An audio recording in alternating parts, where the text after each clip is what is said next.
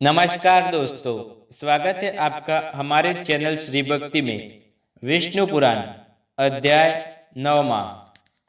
महाराज दशरथ ने पुत्र कमोष्टि यज्ञ बिना किसी विद्य बाधा को पूरा कर लिया। यज्ञ कुंडल से अग्निदेव खीर का पात्र ले प्रकट हुए और उन्होंने यह पात्र राजा दशरथ को प्रदान किया। दशरथ ने यह खीर आदि आदि कौशल्य और कैकैया में बांट दी। राजा दशरथ के 3 रानियां थी, कौशल्य, कैकैया और सुमित्रा। कौशल्य और कैकैया ने अपने अपने हिस्से से थोड़ी थोड़ी खीर सुमित्रा को भी दी। चैत्र शुक्ल नवमी के दिन कौशल्या के गर्भ से विष्णु नील मेघ कांति के साथ श्री राम के रूप में अवतरित हुए।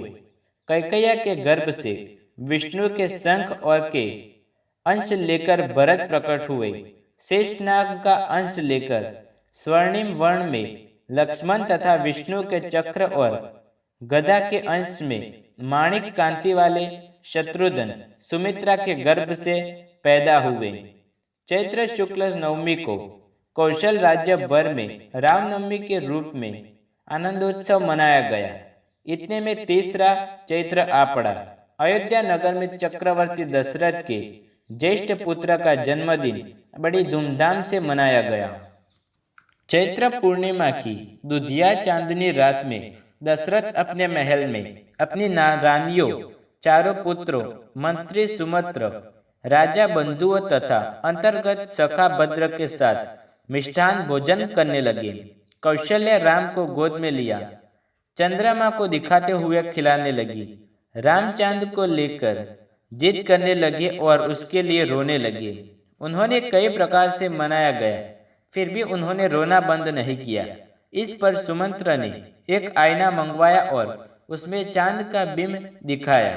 तब राम प्रसन्नता के मारे उस आईने में चंद्र तथा अपने को देखते हुए रामचंद्र कहकर अपने नन्हे हाथों से तालियां बजाने लगे। उस दिन से रामचंद्र कहलाए। इसके बाद भद्र ने राम को गोद में लेकर आईने में दिखाते हुए पूछा, अब तो बताओ। तब राम ने उत्तर दिया, रामभद्र, इसलिए वे रामभद्र भी कहलाए। तभी लक्ष्मण, भरत तथा शत्रुघ्न रामचंद्र के पास आकर खड़े हो गए। आईने में चांद का बिंब छत्र जैसा दिखाई पड़ रहा था और पूरा दृश्य रामचंद्र के राजाभिषेक जैसा प्रतीत हो रहा था। दशरथ के आनंद की कोई सीमा न रही। तीनों माताएं फूल न समाई। राजकुमार धीरे धीरे बढ़ने लगे।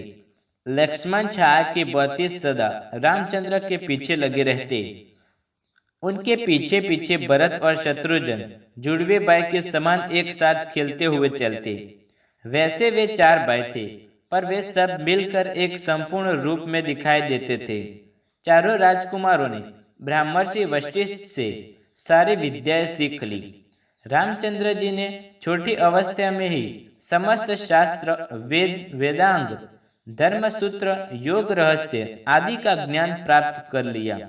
वशिष्ठ ने एक दिन रामचंद्र को समझाते हुए कहा, रामचंद्र, तुम्हारे वंश का मूल पुरुष सूर्य है। तुम रविराम हो। इक्ष्वाकु वंश के सिरमौर तुम्हारे परदादा महात्मा रघु बड़े यशस्वी थे। तुम रघुकुल के चंद्र हो, रघुराम हो। महर्षि सूत नैमिषारण्य के मुनि को जब रामचंद्र का प्रसंग सुना रहे थे तो मुनियों ने इनके पूर्वजों का इतिहास विस्तार पूर्वक से जानना चाहा। तब महर्षि सूत ने उन्हें इस प्रकार सुनाने लगे। महाकल्प के प्रारंभ में विवस्त्र नाम से घृतिमान हुए सूर्य के पुत्र वैवस्त्र मनु हुए। वैवस्त्र मनु के इक्ष्वाकु आदि 10 पुत्र हुए। वे सब महान चक्रवर्ती हुए। उन सब ने इस पृथ्वी पर हजारों वर्षों तक राज्य किया। इक्ष्वाकु वंश में दिलीप और रघु बड़े ही प्रतापी धर्मात्म चक्रवर्ती के रूप में यशस्वी हुए। महाराजा दिलीप ने सनातन प्राप्ति के लिए अपने कुल गुरु वशिष्ठ की सलाह मांगी। अनेक आदेश अनुसार राजा कामधेनु की अंश नंदिनी की बड़ी श्रद्धा भक्ति के साथ सेवा अर्चना करने लगे। एक दिन महाराजा दिलीप नंदिनी को जंगल में चरा रहे थे। नंदिनी चरते चरते एक गुफा में चले गई। उस गुफा में एक सिंह था। उस सिंह ने नंदिनी को पकड़ लिया। दिलीप ने सिंह पर बाण चलाना चाहा, किंतु उनका हाथ रुक गया। सिंह ने कहा, हे राजन, यह गाय मेरे लिए आहार बनकर आई है। आपका मुझे मारना अधर्म होगा, इसलिए आपके हाथ रुक गए। इस पर दिलीप ने कहा, तुम नंदिनी के बल ने मुझे खा लो, किंतु इसे छोड़ दो। राजा के मुख पर यह उत्तर सुनकर श्री अदृश्य हो गया। नंदिनी राजा दिलीप की भक्ति पर प्रसन्न होकर बोली, महाराज, मैंने ही माया से आपको यह दृश्य दिखाया है। मैं आपकी भक्ति की परीक्षा ले रही थी। आप उस परीक्षा में सफल हो चुके हैं। संतान प्राप्ति का वरदान दे दिया। महाराजा दिलीप के पुत्र महाराजा रघु हुए। ये दानवीर के रूप में विख्यात हुए। एक बार एक तपस्वी राजा के अतिथि बनकर आए। उनके मन की कामना को भाप कर राजा अपनी रानी को उस तपस्वी के आश्रम में छोड़ आए। तपस्वी ने अपनी गलती मानकर बड़ा पश्चाताप किया और भक्तिभाव पूर्वक रानी के चरण स्पर्श कर राजमहल में भिजवा दिया। महाराजा रघु ने एक बार दान में दी हुई चीज को वापस लेने से इनकार कर दिया। इस पर रानी ने राजा से निवेदन किया कि इससे अच्छा यह है कि आप मेरा सिर काट ले। इस पर रघु ने सचमुच रानी का सिर काटने के लिए तलवार चला दी, किंतु यह क्या, तलवार सिर पर स्पर्श करते ही फूल बनकर बिखर गई। देवताओं ने उस राज्य दंपति की निष्ठा और कर्तव्य परायणता पर प्रसन्न होकर उन पर फूलों की वृष्टि की।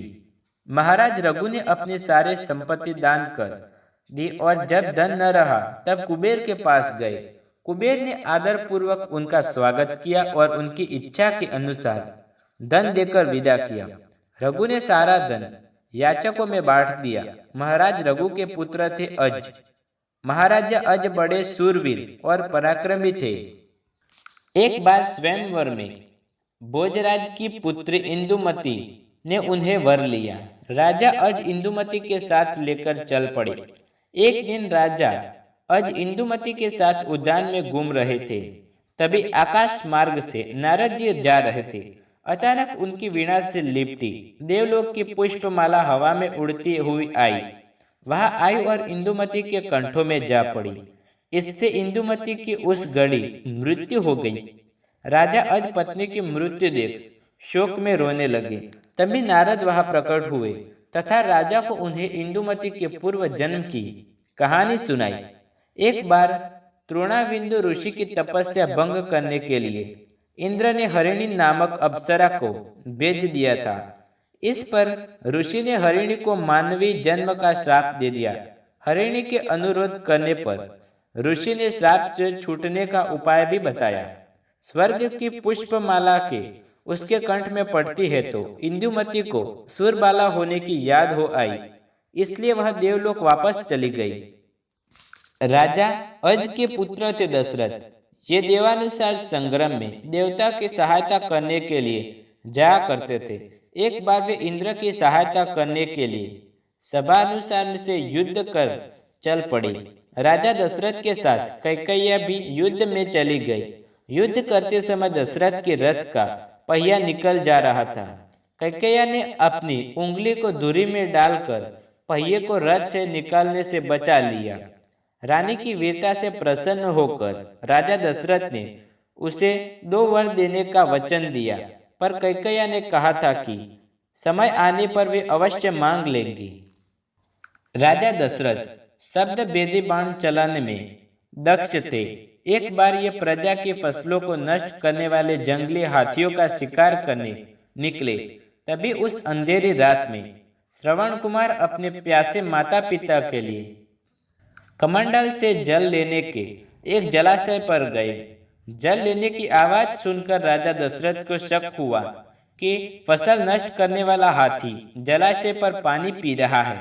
दशरथ ने तुरंत आवाज दिशा की ओर तीर छोड़ दिया। तीर ठीक निशाने पर जा लगा। श्रवण कुमार घायल होकर चीखे तड़पने लगे। श्रवण कुमार की चीख सुनकर राजा दशरथ चौंक गए और शीघ्र ही दौड़कर उसके पास पहुंचे। मरते हुए श्रवण कुमार ने दशरथ से अपने प्यासे माता पिता को जाकर जल पिलाने का अनुरोध किया। उन्होंने इन्हें पहले जल पिलाया, फिर दुर्घटना की सारी कहानी सुना दी। पुत्र शोक में बिखरते हुए श्रवण कुमार के माता पिता ने श्राप देते हुए कहा, हे दशरथ, आप भी मेरे ही समान पुत्र के शोक में अपने प्राण छोड़ेंगे। इतना कहकर मुनि दंपति ने अपने प्राण त्याग दिए। सूर्यवंशी राजाओं में शरणागत की रक्षा के लिए राजा शिवी विशेष रूप में विख्यात हुए। राजा शिवी की परीक्षा लेने के लिए इंद्र कबूतर तथा अग्निदेव बाज बनकर इनके पास एक बार आए। बाज कबूतर पर झपट कर रहा था, तब कबूतर रक्षा के लिए शरण ढूंढ रहा था। तभी कबूतर शरण लेने के लिए राजा शिवी की जांघ पर जा बैठा। राजा शिवी ने उसे रक्षा का वचन देते हुए बाज से कहा, कबूतर अपनी प्राण रक्षा के लिए मेरे शरण में आया है, अतः इसकी रक्षा करना मेरा धर्म है। लेकिन साथ ही मैं तुम्हारा आहार छीनना नहीं चाहता, इसलिए हे बाज, तुम इस कबूतर के वजन से बराबर मेरी जांघ का मांस खा लो। बाज ने राजा शिवी की बात मान ली। तराजू मंगाया गया। एक पलटे पर कबूतर बैठ गया और दूसरे पलटे पर राजा शिव अपनी जांघ का मांस काटने लगे। दोनों जांघों का मांस चढ़ाने पर भी कबूतर का वजन भारी ही रहा। तब राजा शिवी ने तराजू पर अपनी पूरी देह चढ़ा दी। राजा शिवी के त्याग और दानवीरता पर प्रसन्न हो इंद्र और अग्नि अपने असली रूप में आ गए और उन्हें अनेक वर दिए। क्षत्रिय होकर भी घोर तपस्या द्वारा वशिष्ठ के समान ही ब्रह्मर्षि पद पाने वाले विश्वामित्री थे तथा सूर्यवंशी के एक समय बड़े प्रतापी राजा थे। इस वंश में महाराजा श्री परम विष्णु भक्त राजा अम्बरीश हुए। लक्ष्मी स्वयं इनके घर में इनके पुत्र के रूप में अवतरित हुई। इनका नाम पड़ा श्रीमती। श्रीमती बचपन से ही विष्णु को अपना पति मानकर इनकी आराधना करने लगी। अपने मोहक रूप से सौंदर्य के लिए वह तीनों लोक में प्रसिद्ध थी। श्रीमती का जन्म एक विशेष उद्देश्य को लेकर हुआ था। देवर्षि नारद को एक बार यह गर्व हो गया कि मैं मोह माया से परे हूँ, मुझ पर इनका कोई प्रभाव नहीं पड़ता। एक बार नारद ने अपने इस गर्व की चर्चा पर्वत नामक एक ऋषि के साथ भी की। एक बार घूमते घूमते नारद और पर्वत दोनों ऋषि राजा अम्बरीश के यहाँ पधारे। राजा ने उनका यशोचित आदर सत्कार किया और अपनी पुत्री श्रीमती को आशीर्वाद देने की प्रार्थना की। जब श्रीमती ने आशीर्वाद लेने के लिए दोनों ऋषियों को प्रणाम किया, तभी उन दोनों पर विष्णु की माया छा गई। वे दोनों श्रीमती के सौंदर्य देखकर सारा ज्ञान भूल गए और उसके विवाह करने के दोनों आपस में लड़ने लगे। राजा अम्बरीश को ऋषियों के इस व्यवहार पर बड़ा आश्चर्य हुआ और दुख हुआ। श्रीमती के अनुरोध पर अम्बरीश ने उनके साथ विवाह कर लिया। स्वयंवर की घोषणा कर दी। स्वयंवर की घोषणा सुनकर दोनों ऋषि वहां से चले गए। स्वर्ग में वापस जाकर भी नारद श्रीमती को भूल न सके और उससे विवाह करने के लिए विष्णु से अपना सुंदर रूप देने की प्रार्थना की। इधर पर्वत ईर्ष्यावश विष्णु यह अनुरोध करने आए कि स्वयंवर में जाने के लिए वे नारद को बंदर का मुख दे दे। विष्णु ने पर्वत की यह बात मान ली। दोस्तों, आप हमारे चैनल श्री भक्ति में नए हैं तो चैनल को सब्सक्राइब करें और बेल आइकन जरूर दबाएं नए वीडियो देखने के लिए। यह वीडियो पसंद आए तो वीडियो को लाइक शेयर कमेंट करें। धन्यवाद।